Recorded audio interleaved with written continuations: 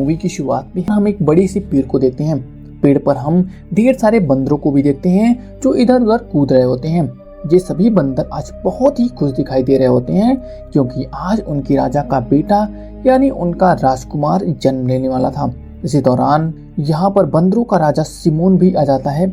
यहाँ पर राजा सिमोन की असिस्टेंट राजा के मंत्री वाल्दमीर से जब बच्चे के बारे में पूछती है तब वो उसे कुछ नहीं बताता है, जिसके बाद राजा उसे अपने पास बुलाता है। मंत्री राजा से कहता है कि महाराज एक समस्या आ गई है, जिसके बाद वो राजा को अपने साथ गुफा के अंदर लेकर जाता है।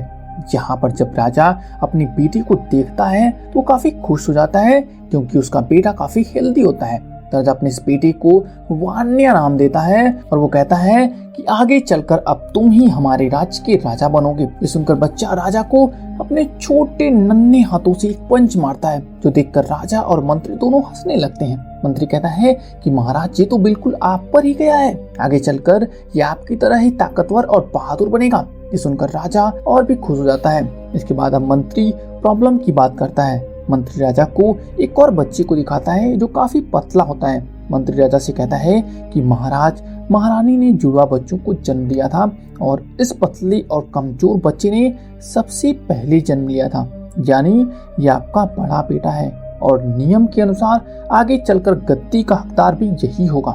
ये सुनकर राजा गुस्सा हो जाता है। तभी वहां पर राजा की असिस्टेंट जो कि एक चुड़ैल होती है वो भी वहां पर आ जाती है। वो राजा से कहती है कि ये बच्चा हमारे जैसा बिल्कुल भी नहीं लग रहा है और प्रजा भी इस बच्चे को कभी राजा के रूप में स्वीकार नहीं करेगी। इस वजह से हमें इस बच्चे को मार देना चाहिए। यहाँ पर राजा असिस्टेंट की बात से सहमत हो जाता है। अभी तक महारानी होश में नहीं आई थी, इस वजह से राजा अपने पतले और कमजोर बच्चे को जल्दी से मंत्री को दे देता है ताकि वो उसे जान से मार सके।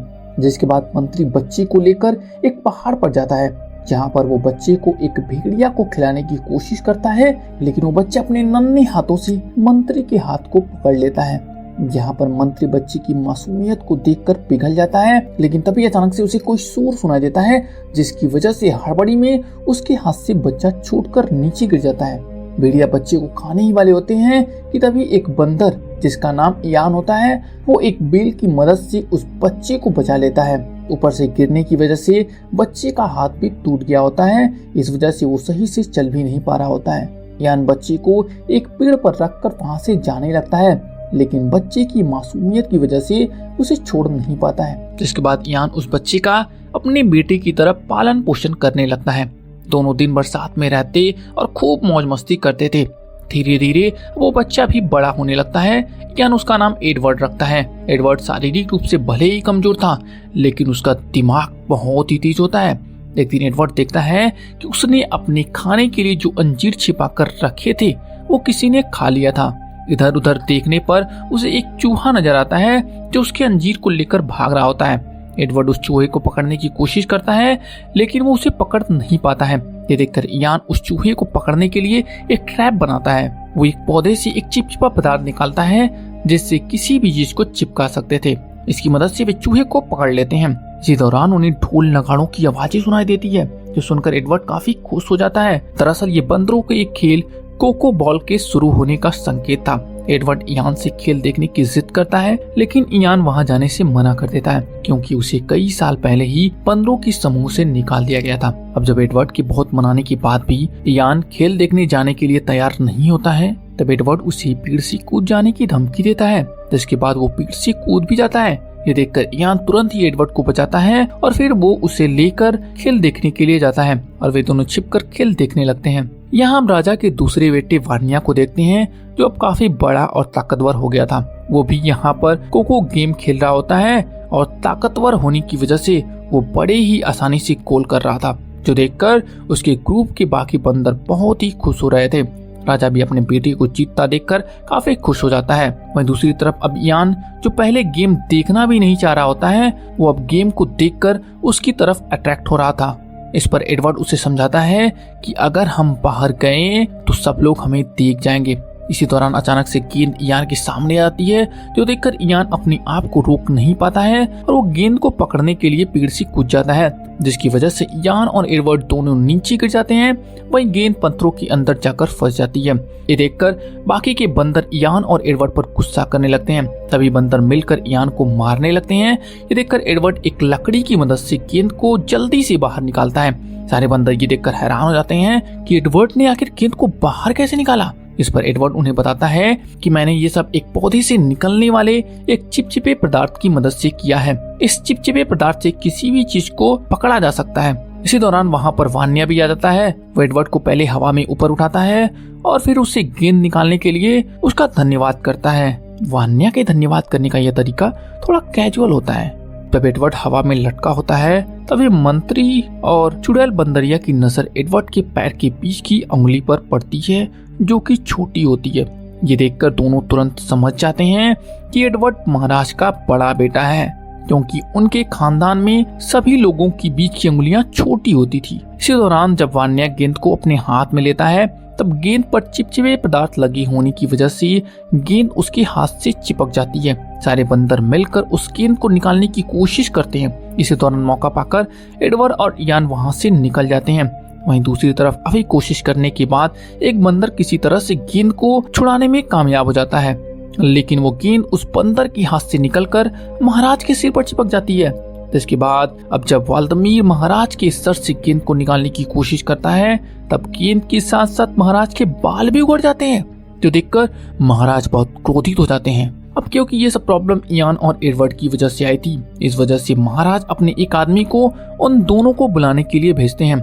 इसके बाद एक बंदर उन दोनों के पास जाता है और उन दोनों से कहता है कि महाराज ने तुम दोनों को बुलाया है। ये सुनकर एडवर्ड तो बहुत खुश हो जाता है, क्योंकि उसे महाराज से पहली बार मिलने का मौका मिल रहा था। इसके बाद वे दोनों महाराज के पास जाते हैं।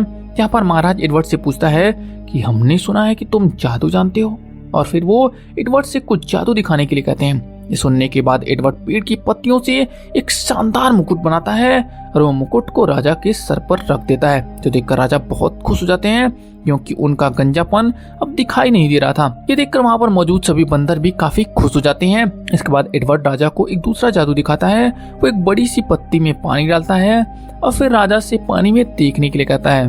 अब जब राजा पानी में झांकते हैं तो उन्हें अपना प्रतिबिंब दिखाई देता है, जो देखकर वो काफी खुश हो जाते हैं। इसके बाद एडवर्ड राजा के लिए एक झूले का निर्माण करता है और फिर वो झूले पर राजा सिमोन को बैठने के लिए कहता है। राजा सिमोन जब झूले पर बैठते हैं तो उन्हें बड़ा ही आनंद आता है। राजा एडवर्ड के काम से बहुत प्रभावित होते हैं। इसी दौरान चुड़ैल, जो एडवर्ड के काम से नाखुश होती है, वो अपनी जादुई शक्तियों से ढेर सारे टिड्डियों को उन पर हमला करने के लिए भेज देती है। इतनी सारी टिड्डियों के अचानक हमला करने की वजह से वहाँ पर भगदड़ मच जाती है, जिसकी वजह से राजा अचानक से पहाड़ से नीचे गिर जाते हैं। ये देखकर एडवर्ड का भाई वान्या एडवर्ड को भी पहाड़ से नीचे गिरा देता है। थोड़ी देर बाद राजा किसी तरह से पहाड़ के ऊपर आ जाते हैं, लेकिन जब उन्हें पता चलता है कि वान्या ने एडवर्ड को नीचे फेंक दिया है तब वो वान्या पर बहुत गुस्सा करते हैं। इस वजह से वान्या नाराज होकर वहां से चला जाता है। वहीं दूसरी तरफ इतनी ऊंचाई से गिरने के बाद भी एडवर्ड अभी जिंदा होता है, लेकिन उसे काफी चोटें भी आई होती हैं। इसी दौरान वहां पर यान आता है, जो एडवर्ड की मदद करने की कोशिश करता है, लेकिन वो एडवर्ड से काफी दूर होने की वजह से उसे ऊपर नहीं ले जा पा रहा होता है। दरअसल बंदरों के अनुसार जमीन उनके लिए शापित होती है, इस वजह से यान नीचे नहीं उतरना चाहता था। यान की रूढ़िवादी मानसिकता को देखकर एडवर्ड वहां से चला जाता है। थोड़ी दूर जाने पर उसे विभिन्न प्रकार के जानवर मिलते हैं, जो वो अपनी जिंदगी में पहली बार देख रहा होता है। उन विचित्र प्रकार के जानवरों को देखकर एडवर्ड काफी खुश होता है। इसी दौरान कुछ खतरनाक जंगली जानवरों का झुंड उसकी तरफ बढ़ने लगता है। देखकर एडवर्ड डर जाता है और वो पीछे की तरफ भागने लगता है।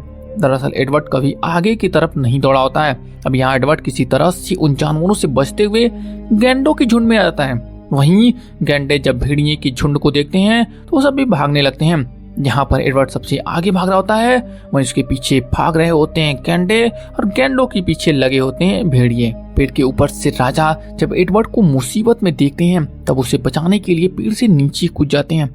राजा एडवर्ड को किसी तरह से गैंडों और भेड़ियों से बचाने में कामयाब हो जाते हैं, लेकिन इस कोशिश में वो खुद काफी घायल हो जाते हैं, जिसकी वजह से राजा की मौत हो जाती है। लेकिन मरने से पहले राजा एडवर्ड को बता देते हैं कि वो उसका ही बेटा है। दरअसल मंत्री ने राजा को एडवर्ड के बारे में बता दिया था। यहाँ पर जब एडवर्ड को पता चलता है कि वो राजा सिमोन का बेटा है तो काफी हैरान हो जाता है, लेकिन वान्या को इस बात से कोई फर्क नहीं पड़ता है कि एडवर्ड उसका भाई है। वो एडवर्ड को धक्का देकर वहां से भगा देता है और अपने पिता की शव को लेकर वापस पेड़ पर आ जाता है। अब क्योंकि राजा की मौत हो चुकी थी, इस वजह से अब वान्या को वहां का राजा घोषित कर दिया जाता है। सभी बंदर अपने पुराने राजा की मौत का शोक मनाने की बजाय वान्या के राजा बनने के उपलक्ष्य में खुशी मनाने लगते हैं। वहीं दूसरी तरफ एडवर्ड और इयान राजा की मौत से काफी दुखी होते हैं। तभी हम देखते हैं कि अचानक आसमान से बिजली एक पेड़ पर गिरती है, जिससे पेड़ पर आग लग जाती है। आग को देखकर एडवर्ड काफी हैरान हो जाता है। दरअसल वो अपने जीवन काल में पहली बार आग को देख रहा होता है। आग को देखने के बाद वो उसे छूने की कोशिश करता है, जिससे उसके हाथ जल जाते हैं। तो देखकर वो समझ जाता है कि छूने वाली चीज तो नहीं है। इसी दौरान अचानक से वहां पर एक तेज तूफान आ जाता है, जो सभी चीजों को अपने अंदर की ओर खींचने लगता है। एडवर्ड भी तूफान की चपेट में आ जाता है, जिसकी वजह से वो हवा में उड़ने लगता है। हवा में उड़ते हुए अचानक से वो एक बंदरिया को देखता है, जो तूफान की चपेट में आने की वजह से वो भी हवा में उड़ रही होती है। इस बंदरिया का नाम लूसी होता है। यहाँ पर एडवर्ड लूसी के पास जाने की कोशिश करता है, लेकिन हवा का दबाव कम होते ही वो तूफान से बाहर आ जाता है। लूसी भी तूफान की चपेट से बाहर आ जाती है, लेकिन तूफान उसे एक खाई में ढकेल देता है। ये देखकर एडवर्ड एक रस्सी की मदद से लूसी को खाई से बाहर निकालने की कोशिश करने लगता है, लेकिन वो रस्सी काफी कमजोर हो जाती है। इस वजह से वो टूट जाती है, जिसकी वजह से अब दोनों ही खाई में गिरकर मरने वाले होते हैं। लेकिन तभी वहां पर इयान आकर टूटी हुई रस्सी को पकड़ लेता है, जिसके बाद वो दोनों को ऊपर की ओर खींचने लगता है। लेकिन तभी इयान के हाथ से रस्सी छूट जाती है, जिसकी वजह से वो दोनों फिर से खाई में गिरने लगते हैं। लेकिन एडवर्ड किसी तरह से लूसी और अपने आप को खाई में गिरने से बचा लेता है और फिर किसी तरह से वे दोनों खाई से बाहर आ जाते हैं। थोड़ी देर बाद जब लूसी को होश आता है तो अपने सामने एडवर्ड को देखकर डर जाती है और फिर वहां से भागने लगती है। वहीं एडवर्ड को लूसी से पहली नजर में ही प्यार हो जाता है, इस वजह से उसका पीछा नहीं छोड़ता है। लूसी का पीछा करते करते उसके पास पहुंच जाता है। लूसी को जब पता चलता है कि एडवर्ड ने ही उसकी जान बचाई है, तो वो भी एडवर्ड के प्रति आकर्षित होने लगती है। जिसके बाद वे दोनों आपस में ढेर सारी बातें करते हैं और खूब एंजॉय भी करते हैं। दोस्तों, वीडियो को कंटिन्यू करने से पहले आपसे रिक्वेस्ट है कि प्लीज इस चैनल को सब्सक्राइब कर दीजिए। आपका एक सब्सक्राइब हमें बहुत ही मोटिवेट करता है इस तरह की वीडियो बनाने के लिए। अब रात होने पर एडवर्ड उस जगह पर रोशनी करने के लिए लावा की आग से एक लकड़ी को जलाता है, लेकिन लूसी आग को देखकर डर जाती है, क्योंकि वो पहली बार आग को देख रही होती है। इस पर एडवर्ड उसे समझाता है कि हमें आग से डरना नहीं चाहिए, क्योंकि आग हमारी एक दोस्त की तरह होती है, जो हमें अंधेरे में रोशनी देती है और ठंड से भी हमें बचाती है। इसके बाद आग की रोशनी की मदद से एडवर्ड उसे अपने घर के पास ले जाता है। एडवर्ड को जिंदा देखकर बाकी के बंदर खुशी से झूमने लगते हैं। इसी दौरान वहां पर वान्या भी आता है। वो एडवर्ड के हाथों में आग को देखकर गुस्सा हो जाता है। उसे कहता है कि आग हमारी दुश्मन होती है। इस पर एडवर्ड उसे समझाता है और उसे आग की खासियत के बारे में बताता है, लेकिन तभी वो चुड़ैल बंदरिया बाकी के बंदरों को एडवर्ड के खिलाफ भड़काने लगती है। इस वजह से बाकी के बंदर एडवर्ड पर हमला कर देते हैं, जिसकी वजह से एडवर्ड को वहां से भागना पड़ता है। थोड़ी देर बाद वे दोनों एक गुफा के पास आकर रुकते हैं। इस गुफा में एक भेड़िया होता है। एडवर्ड आग की मदद से उस भेड़िया को गुफा से भगा देता है, जिसके बाद वे दोनों उस गुफा में रहने लगते हैं। अब अगले दिन दोनों मिलकर शिकार पर निकलते हैं, ताकि अपने लिए कुछ खाने का इंतजाम कर सकें। रात के समय में लूसी जब एक पत्थर को तोड़ रही होती है, तभी उसमें से एक चिंगारी निकलती है, जिसके बाद उन्हें पत्थरों से आग लगाने की तरकीब का पता चल जाता है। लूसी और एडवर्ड का जीवन उस गुफा में बड़े आराम से बीत रहा होता है। वे दोनों मिलकर शिकार करते और फिर मिल बांट कर खाते थे। लेकिन एक दिन जब लूसी और एडवर्ड मांस को कच्चा ही खा रहे होते हैं कि तभी एडवर्ड एक मरी हुई जानवर को आग में डाल देता है, जिसके बाद जब मांस आग में पकता है तब उसकी खुशबू पूरे जंगल में फैल जाती है। मांस की खुशबू से बाकी के बंदरों का दिल भी मांस खाने के लिए मचलने लगता है। इस वजह से वे सभी मांस खाने के लिए एडवर्ड के पास आ जाते हैं। जिसके बाद अब सभी मिलजुल कर मांस को खाते हैं और फिर वे लोग रात में गुफा में ढेर सारी मस्ती भी करते हैं। तभी लोग आज एडवर्ड की वजह से काफी खुश होते हैं। इस वजह से अब वे पेड़ पर ना जाकर गुफा में ही रहने का प्लान करते हैं। जिसके बाद वे सभी बंदर एडवर्ड के साथ मिलजुल कर रहने लगते हैं। एडवर्ड उन्हें ढेर सारी चीजें भी सिखाता है। धीरे धीरे वे सभी मिलकर गुफा के पास ही एक कबीले का निर्माण कर देते हैं। वहीं दूसरी तरफ वान्या पेड़ पर अकेला पड़ जाता है। इस वजह से वो चुड़ैल के साथ मिलकर एडवर्ड को मारने का प्लान बनाता है। इसके बाद चुड़ैल एडवर्ड की कबीले पर टिड्डों के झुंड से हमला करवा देती है। टिड्डे एडवर्ड के कबीले को पूरी तरह से नष्ट कर देती हैं। सभी बंदर अपने उजड़े हुए कबीले को देखकर काफी क्रोधित हो जाते हैं। उन्हें जब ये पता चलता है कि ये सब चुड़ैल और वान्या की वजह से हुआ है, तब सभी बंदर मिलकर उन्हें मारने के लिए जाते हैं। बंदर सबसे पहले उस पेड़ को काटने के लिए जाते हैं जिस पर वान्या और चुड़ैल होते हैं। एडवर्ड बंदरों को ऐसा करने से रोकता है, लेकिन एक भी बंदर उसकी बात को नहीं मानते हैं और पेड़ को काटना जारी रखते हैं। ये देखकर वान्या काफी गुस्से में जाता है और फिर वो पेड़ को काट रहे बंदरों पर हमला कर देता है। लड़ाई के दौरान अचानक एक जलती हुई लकड़ी पेड़ के पास गिर जाती है, जिससे उस पेड़ में आग लग जाता है। पेड़ पर वान्या की पत्नी रानी मेडुला भी होती है, जो आग की चपेट में आ जाती है। ये देखकर एडवर्ड मेडुला को बचाने के लिए आता है। तभी अचानक से एक बड़ी लकड़ी उसके ऊपर गिर जाती है, जिससे वो उसके अंदर ही दब जाता है। जिसके बाद अब एडवर्ड अपनी जान बचाने के लिए लोगों से मदद मांगता है, लेकिन आग की बड़ी बड़ी लपटों की वजह से कोई भी एडवर्ड को बचाने के लिए नहीं जाता है। वान्या जब अपने भाई को इस हाल में देखता है तो वो अपनी सारी दुश्मनी बुलाकर अपने बड़े भाई को बचाने के लिए जाता है। वो किसी तरह से एडवर्ड को वहां से बाहर निकालकर उसकी जान बचाने में कामयाब हो जाता है। वहीं चुड़ैल बंदरिया जो अब भी पेड़ पर होती है, वो आग में जलकर मारी जाती है। चुड़ैल को मरता देखकर सभी बंदर काफी खुश हो जाते हैं। वहीं एडवर्ड भी अपने छोटे भाई को माफ कर देता है, जिसके बाद वे दोनों पहली बार एक दूसरे के गले मिलते हैं।